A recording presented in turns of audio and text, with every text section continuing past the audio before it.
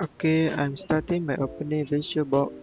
I'm going to create a new virtual machine for the lecturer PC setup. I click New and name it Windows 10 machine.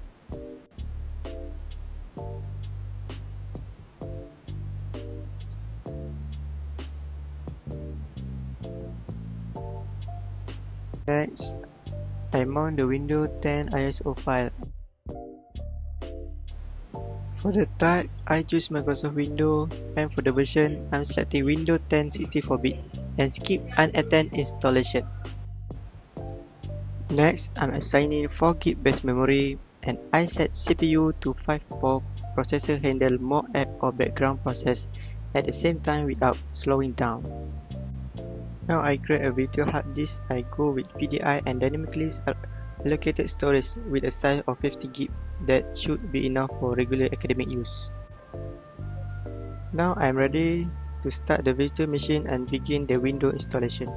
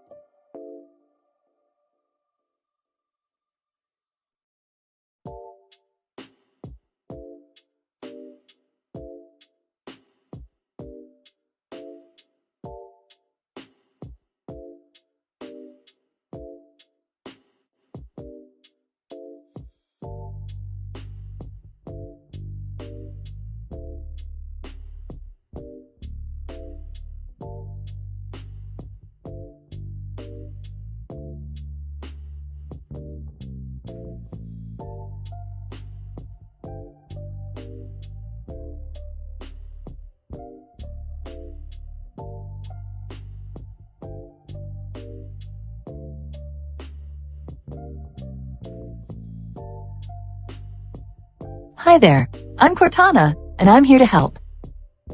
A little sign in here, a touch of Wi-Fi there, and we'll have your PC ready for all you plan to do.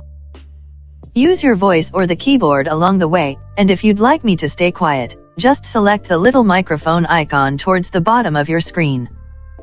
If you need an assistive screen reader, press the Windows, Control, and Enter keys at the same time to turn on Narrator. Okay, enough intro. Let's dig in.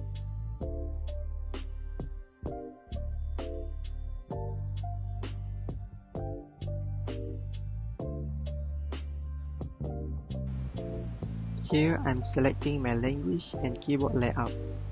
I go with the default setting for mouse option.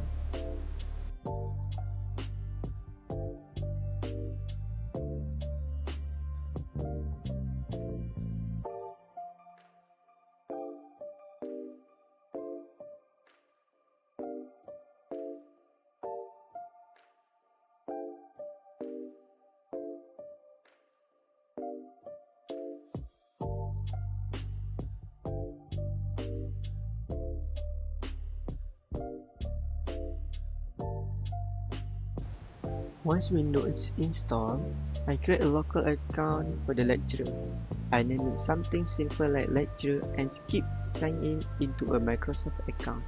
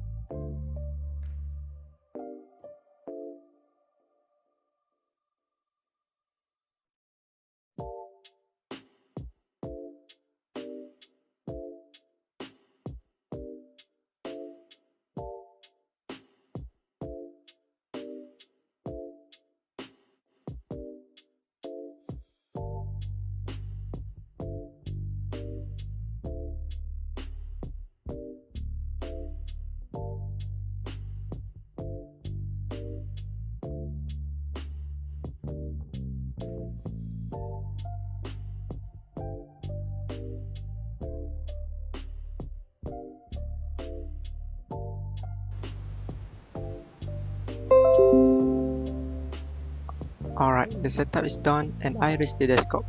Windows 10 is now fully installed and ready to be customized for academic use.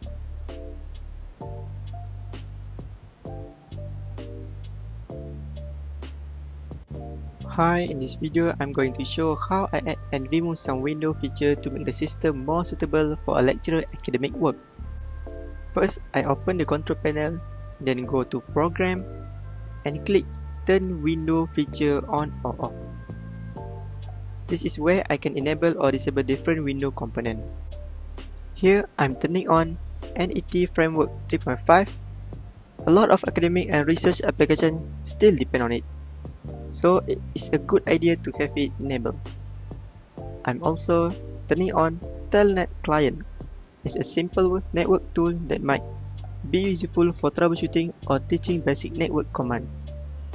And if I need, I could enable Windows subsystem for Linux, but only if the lecturer plans to use Linux tool. If not, I leave it off. Now I've disabled a few things that aren't really needed. Media feature. If the lecturer doesn't need window media player, I disable it to free up system resource. I'm also checking if anything like legacy component or print and document service are enabled if they are non-need. It's better to turn off to keep the system clean. After that, I click OK and wait while Windows applies the change. It might take a few minutes and sometimes ask for a restart.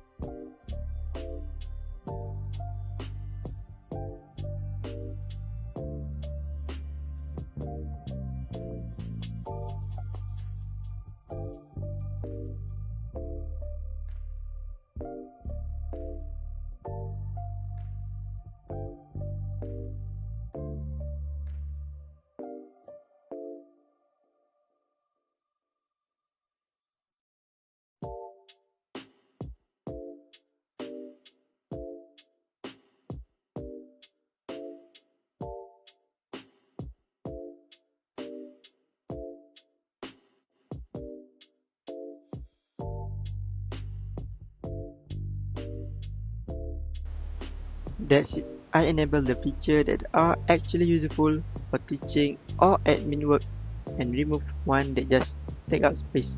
This makes the system more efficient and ready for academic use. First, I will open the command prompt by clicking on the Start menu, typing cmd and pressing enter. This opens the command prompt line interface where we can manage file and perform system operation.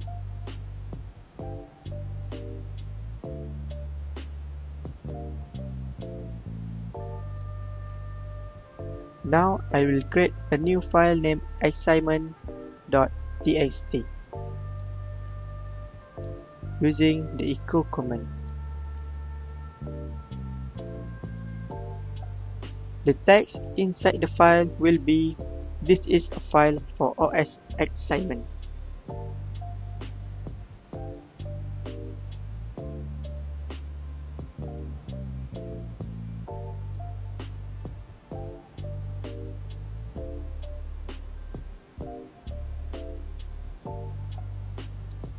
After that, I type dir to list all file and folder in the current directory. Here we can see that assignment.txt has been successfully created.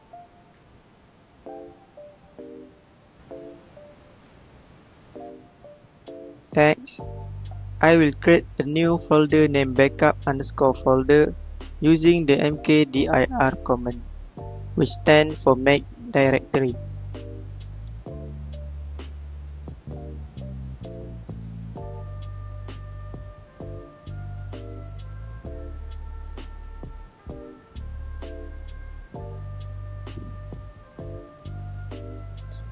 Again, I type dir to confirm. As we can see, the backup_folder is now listed in the current directory.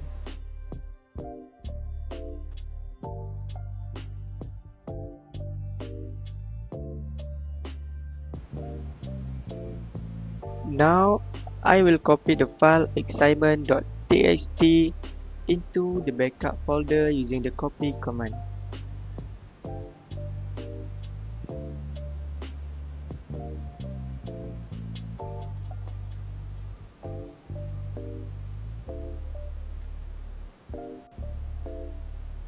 Then, I type dir backup folder to open the folder and check.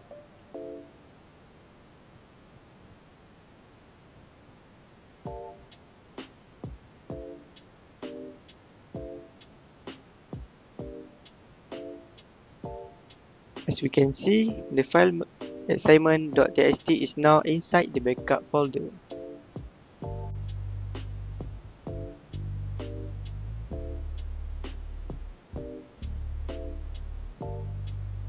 Next, I will rename the file assignment.txt to assignment_rename.txt using the ren command, short for rename.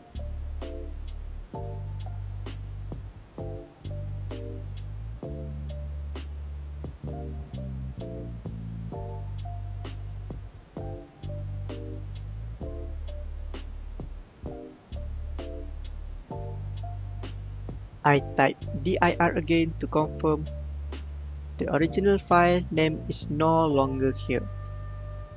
Instead, we can see the new name assignment_rename.txt.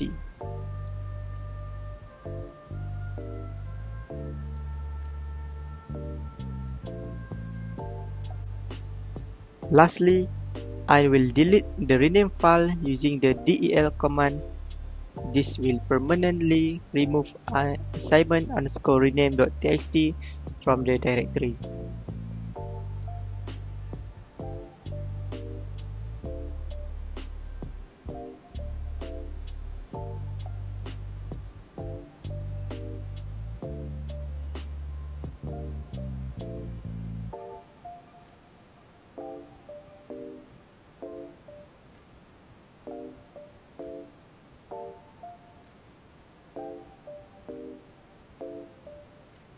I type dir one last time.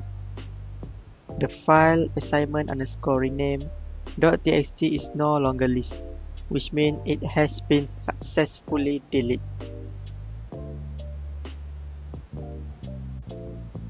To begin the network checking session, I will first use the ping command to check if this computer can reach an external server, specifically www.google.com. This command can send packet to the Google server and measure the response time. As we can see, the server responds and the response time is displayed in the millisecond. This confirms that the internet connection is active. Next, I will use the ipconfig command to display the full TCP or IP configuration of this computer.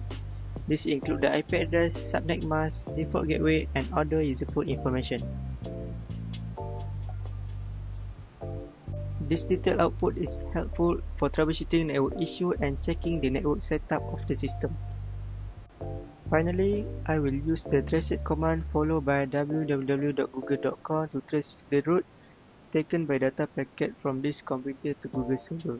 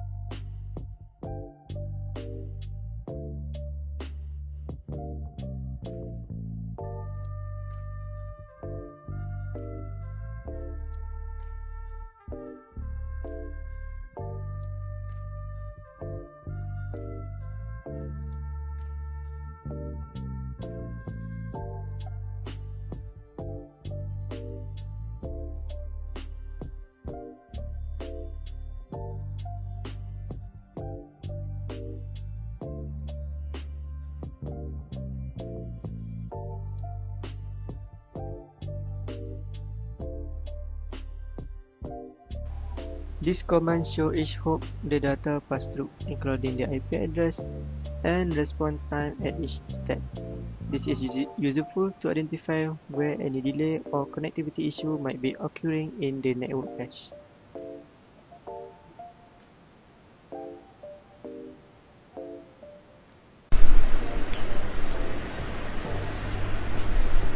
I start by searching for Notepad using Google.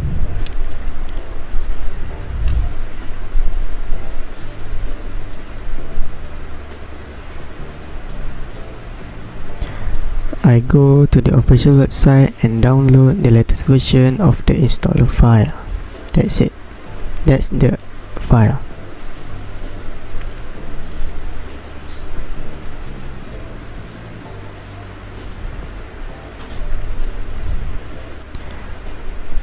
When the download installation complete, now I open file and now I install the application by following the installer step. I click next, accept the agreement and continue until the installation is complete.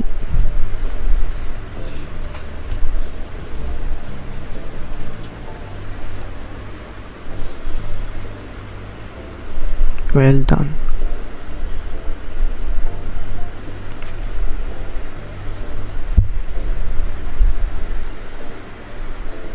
Now I open command prompt and type start Notepad.